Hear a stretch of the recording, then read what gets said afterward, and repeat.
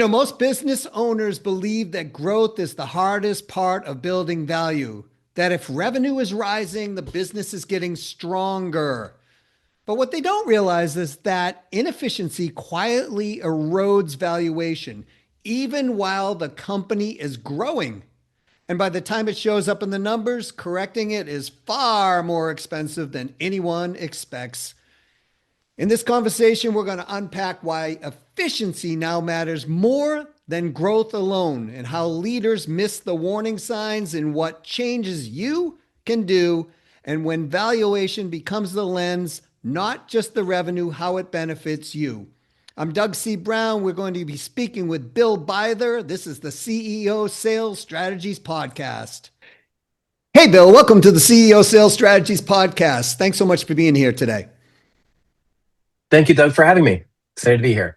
So you are in sunny winter Massachusetts right now, correct? Northampton, Mass. Yep. Northampton. And it is snowing. So as much as I wish it was sunny, I'm looking outside to a few inches of snow.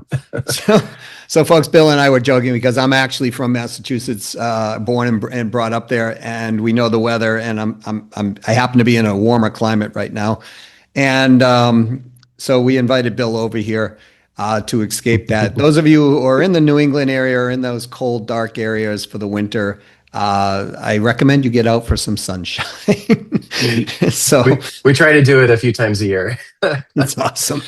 So Bill, you are the co-founder of a company called Machine Metrics.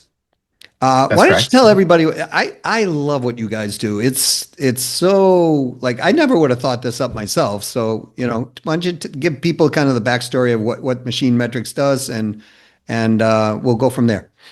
Yeah, definitely. So Machine Metrics is a AI-enabled manufacturing operations platform. Probably doesn't mean a lot to a lot of people, but basically what we do is we help manufacturers produce their product more efficiently and faster.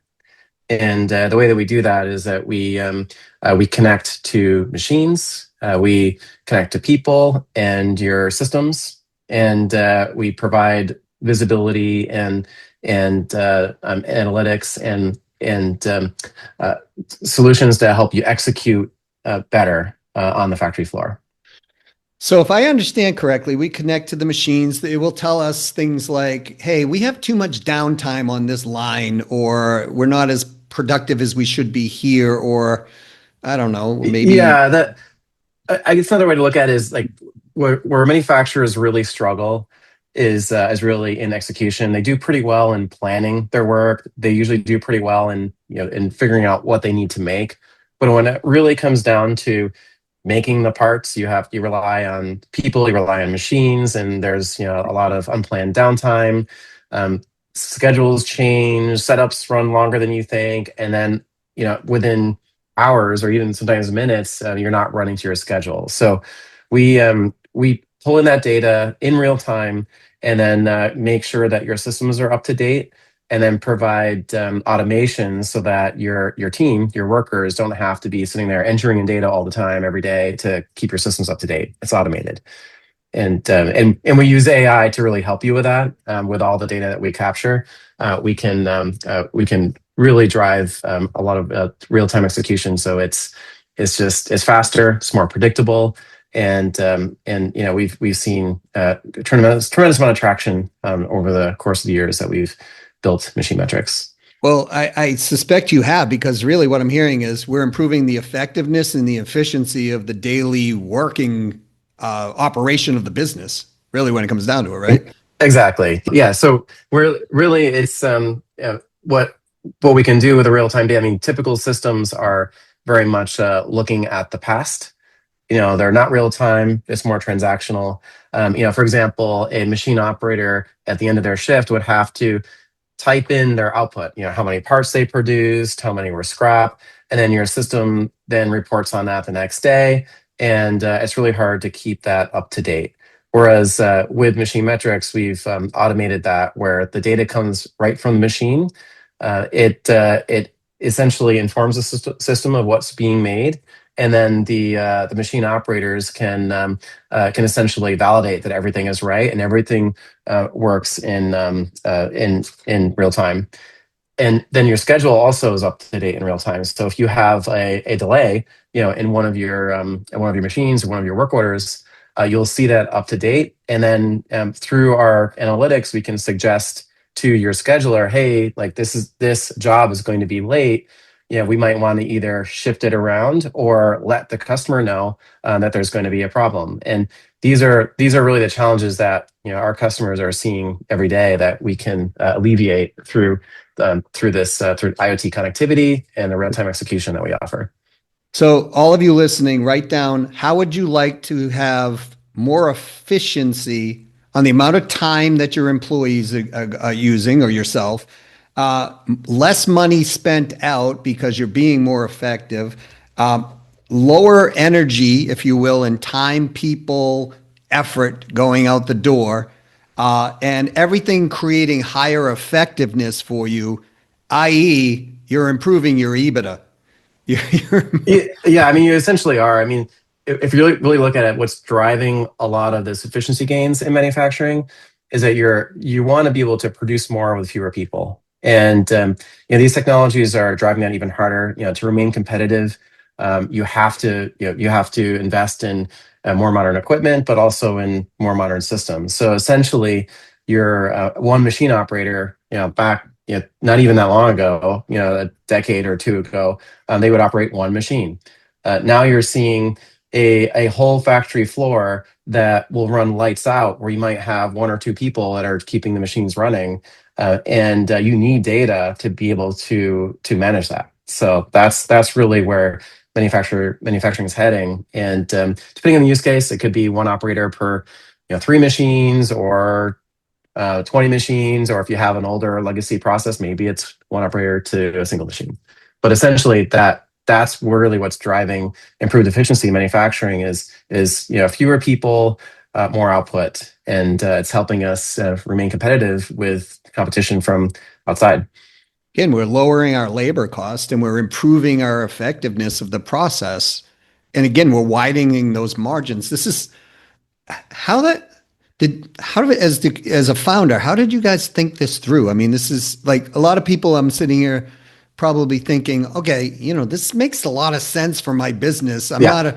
Maybe I'm not even a manufacturing company, but I'm certainly, reducing time, energy, effort, labor costs, hard operational costs. It makes sense. But how did you come up with the idea, firstly? And Well, I'm I mean, curious. I started my career in aerospace manufacturing, Huh. and so I was able to see some of the challenges that early in my career, and but really just getting to like really what I saw was that you have these we'll call them like legacy ERP operational systems, right? When I started, they were like green screen, JD Edwards, they're and everything had to be typed in manually, right? So you come in a day, you're logging in, and then any bit of work you have to enter it in. And there's when you see the machines that these manufacturers are using, these are $1 million machines, like complicated CNC machines that you have to program. And a lot of investment was made in these machines, and they actually do a pretty good job with containing data. So these machines have data, but they're not connected to the actual systems that operate your whole factory, right? And it when I looked at the opportunity, it was really, hey, let's make it easy to connect these machines, pull out the data, and then make your organization run more streamlined, more efficiently by connecting those dots. And when I started, I thought it was going to be maybe take a year or two to build out these connectors, build out the software. Yeah, we'll have it. Yeah, we're golden. What we really found is that there's so many different types of machines, so many different controls and protocols and complexities that it took us 10 years to build a library of connectors that are really good so that we can move fast. So, but what looking back, what that's given us is that we now have this this universal machine connector that, so every machine kind of talks the same language. And then you can use that data and then connect to all the different ERP systems, and then run things like AI agents on top of that. And we can do that at scale, where we're able to then provide these technologies to many hundreds and thousands of manufacturers globally. So that's kind of where how we saw the opportunity, and it's taken a lot of work to actually to address it effectively with a great product. It's unbelievable because, like even us focusing on cash flow growth, EBITDA growth, exit valuation growth for companies, helping them with build sales teams, all of that kind of thing. There's always these fragmented ecosystems within, right? The CRM's not talking to, something. The accountancy is kind of siloed off into some type of area. And what I'm hearing you do is on the operational side, you're closing the ecosystem. And folks, just think about this in your own business. If you could get your marketing, sales, operations, customer service, like all on one flowing platform, so it's ubiquitous to the client. They don't even know, right? And I mean that's kind of the nirvana of high output productivity with cost containment, if you will. I mean, I can't imagine a CEO or an owner on this planet not wanting to do something like this. So Exactly. And yeah. yeah, Yeah, go, and go ahead, that Bill. and connecting, and sometimes it's referred to as a digital thread, but if you look at sort of the core aspects of manufacturing, there's your sales information. So you have to there's this order for a customer. You have to make a certain number of pieces, generate work orders, and then you have the part that's being made that's generated from your engineering team. You have the people on the HR side, and everything that goes into making the equipment, the inventory, the materials, the machines, the people, the instructions, all of that being in one place is really what we've effectively been able to do. And so it is that platform. It's kind of a holy grail. It's very difficult to achieve in any organization, to have all your systems really talking together. And there's gaps. We're filling in these gaps as we go. But it's amazing to see, once it is together, how quick you can move, right? How you can find the information, make the decision, move on, as opposed to trying to access many different systems. Usually, you give up before you get the answer, Yeah. and that's sort of the status quo of not only manufacturing but a lot of businesses that I see today.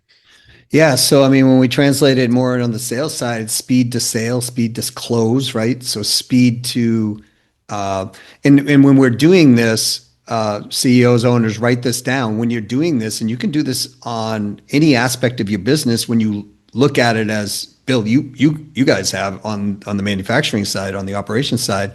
Imagine we could close 20% faster. It now frees up our sales capacity to go out and prospect for more. So it's a natural cash increase coming in, assuming we hold our sales team accountable to that 20%. They're not going to the beach or something during the summer.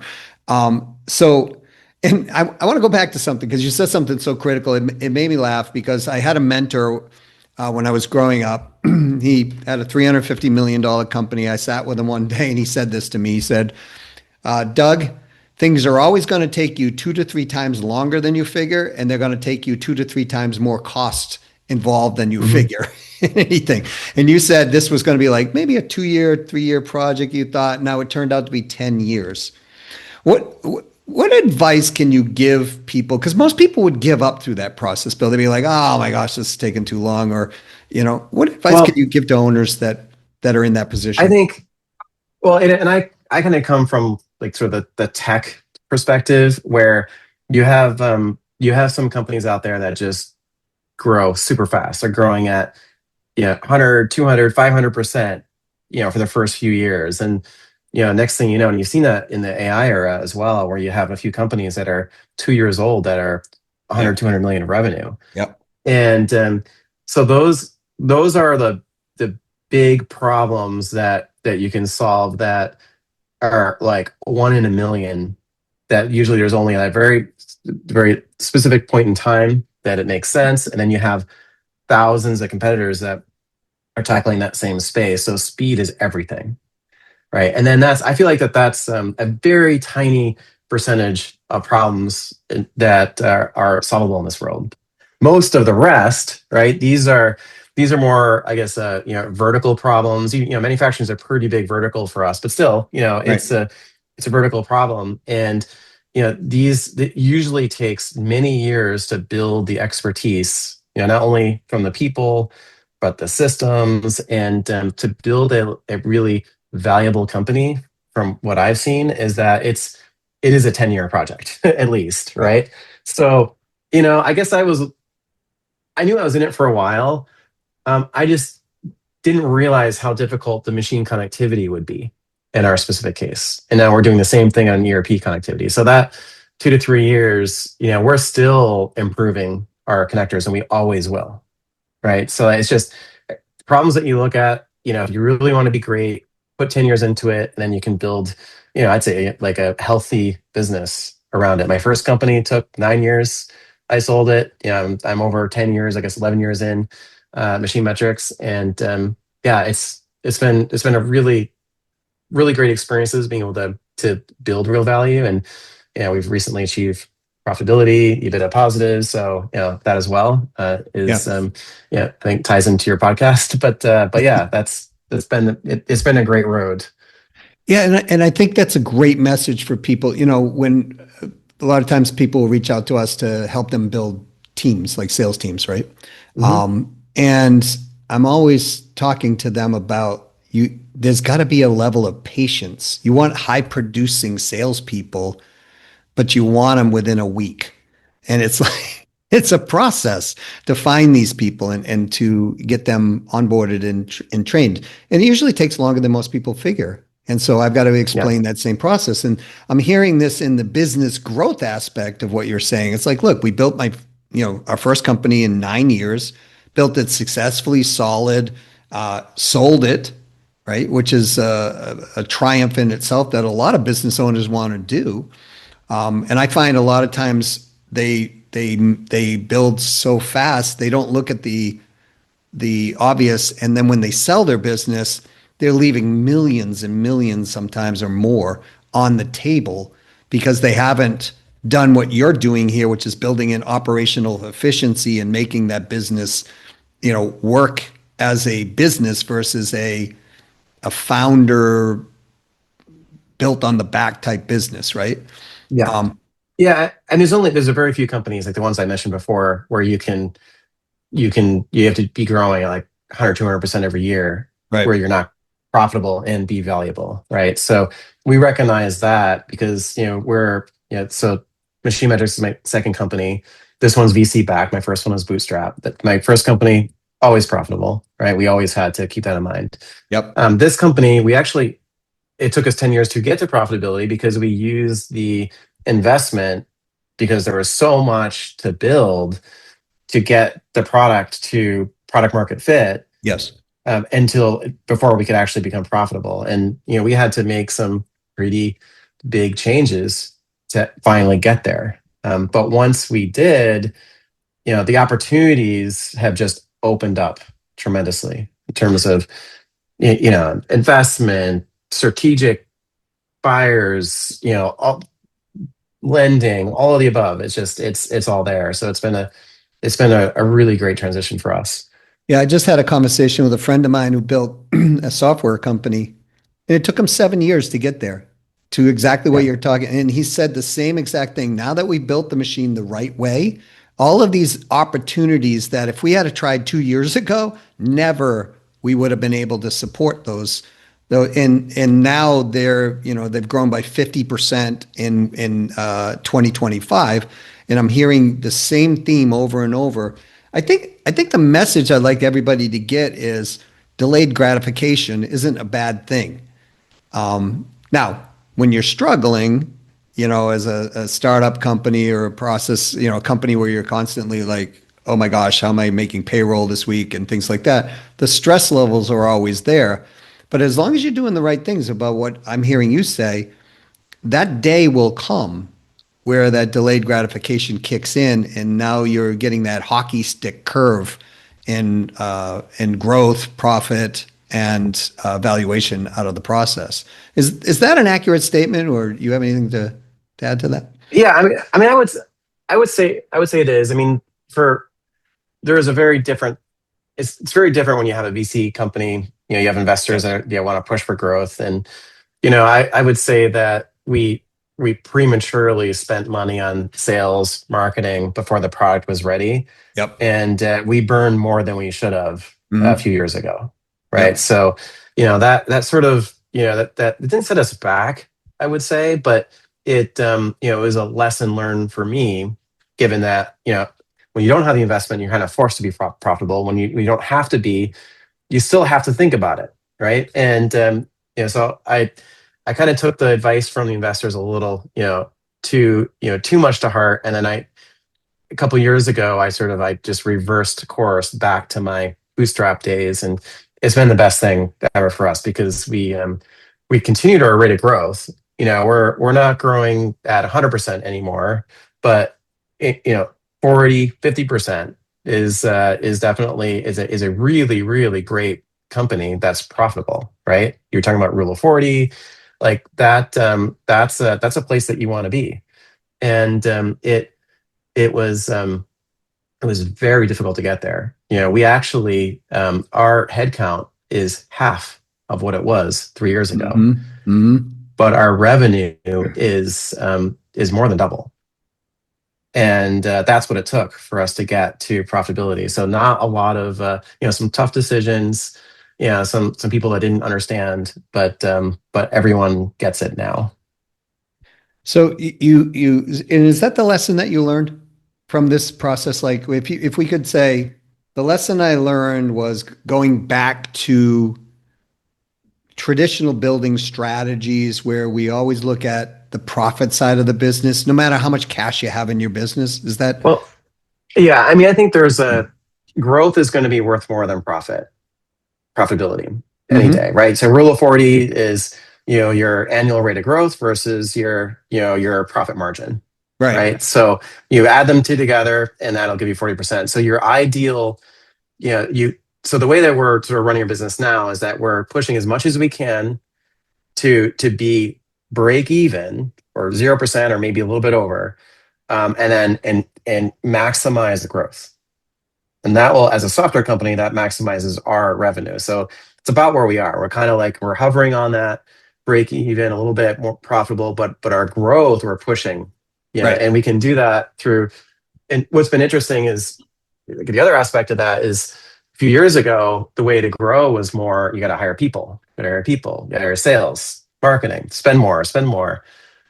What's been happening over the last year, especially, is that the operationally leveraging agentic AI, you can grow without having to bring on so many people, and so that's really opened it up for us. So I think we probably would have had to get to double our revenue to get to really hit rule of 40 profitability without AI versus where we are now, Right. and so it's been game changer for us. So in an MMR, recurring revenue model, folks, Yeah. your valuation uh, and the amount of money you'll get out of that goes precipitously up when your revenue's going up as Yeah, well. and we're all annual recurring revenue, so it is. Generally when you look at businesses, it's a higher valuation than having to sell new every Every single year, right? right. Yeah, Yeah. So those of you who are like, well, I don't think I could put recurring revenue. There's always a way to put some recurring revenue into any business. So I would brainstorm on that topic. I want to hit one last point, Bill, if you don't mind. You mentioned agentic AI, and a hmm lot of people they know AI is here. It's a tool, right? A lot of people fear it. That's what I've been finding. How or what advice would you give business owners today about agentic AI or embracing AI technologies and tools to do just what you did. Maybe, you know, um, you know, be able to have more efficiency and effectiveness Yeah, with lower cost. it it's an absolute necessity to be competitive. You not only do you need to understand it, but it's more than going to ChatGPT. Your systems need to all, like you mentioned before, that wouldn't it be great if all the systems, the CRM and the accounting, all that talk to one another? Right. So we're on the leading edge there. So we built our agentic AI in our product first, but then the learnings from that we then pulled in internally. So now using these agents, we've been able to more easily pull together all of our systems and have one interface for our employees where you can access all the information, ask questions, and then that's step one. The next step is then to build that into your day-to-day workflows, so that if you our account manager comes in the morning, and instead of them having to try to figure out, hey, what accounts do I talk to, what do I say, you're presented with the hey, these are the high priority accounts that you should talk to, and here's the email that you need to send, human in the loop, and that cuts out hours, right? Yeah. And you can do that. The hard thing now is that these tools are not super mature, so the frameworks are becoming mature, but the actual products out there aren't quite there yet. You can get it for certain use cases, right? But to have it all connect, you kind of have to build some of that yourself, Yeah. right? Or have a consultant do it. So I think in a year from now, or a couple years from now, those tools will exist where you won't have to build it, and you don't have to be a software company to leverage it. But we're still in that point now where we're at the advantage where we're able to do it because we have the skills. Um, Yeah, and here's what I've found. For those of you who don't have the tech skills, so to speak, there are applications that you can start practicing with that are pretty darn good. To if you start. can find yeah, if you can, like, for example, if you use HubSpot for your CRM, they're Yep. building AI capabilities within HubSpot. Yes. Where it becomes challenging is if you have some other, like we talked about, you have another application and that they all have to talk together. Right. That's where things get tricky, right? Yep. So, and you need the integration. But until those are communicating, you'll leverage AI and the different tools that you use. It's just that they're still going to be separate tools until they're connected through agents. Well, I mean, telecom used to work this way. If we really think about it, right? We had a local T1, we had a long distance T1, Mhm. and T1 folks is a digital circuit. So it used to be local, long distance, data. They were three separate services. And I know this because I was part of the first company who came in who built an integrated T1. Yeah. It was called Paytech Communications. And, it took a while for that to catch on. People were a little bit hesitant. They were like, what do you Hmm. mean I can collapse these three things into one, right? So, but what I want people to take out of this, if you will, folks, is this is not negotiable. Your Yeah. competitors are going to be doing this. And in order for you to compete, this is something that's got to happen. I've been doing a lot of reading. They're saying by 2030 at the latest, this will be like ubiquitous. It'll be just like we talk into something and it'll just create it. Yeah. I mean, the thing about AI, for people who are afraid of it, like if you're to ask a question, like let's say you buy a software product, right? And like, hey, I have a problem, and you send a request, and you're waiting for that human to like answer that request. That is, maybe it's not super difficult, Right. and you have to wait till the next day, or maybe it's overnight. And why would you want to do that when the AI, and even now today, can have all the information to be able to answer that question immediately? Yeah, just like when you're on the phone with a telecom company and you're going through all the different, trying to get to the right department. Right.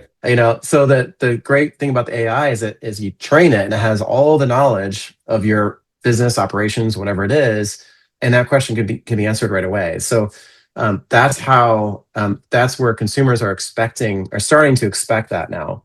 And if your product or your company doesn't think in that way or work in that way, it's going to be a problem problem in the future. So Yeah. you gotta start working on that now. It's great advice, and I think it'll be disastrous in the future for most businesses if they don't have. Like I'm even here while we're traveling, we're using parking garages, something simple as a parking garage, right?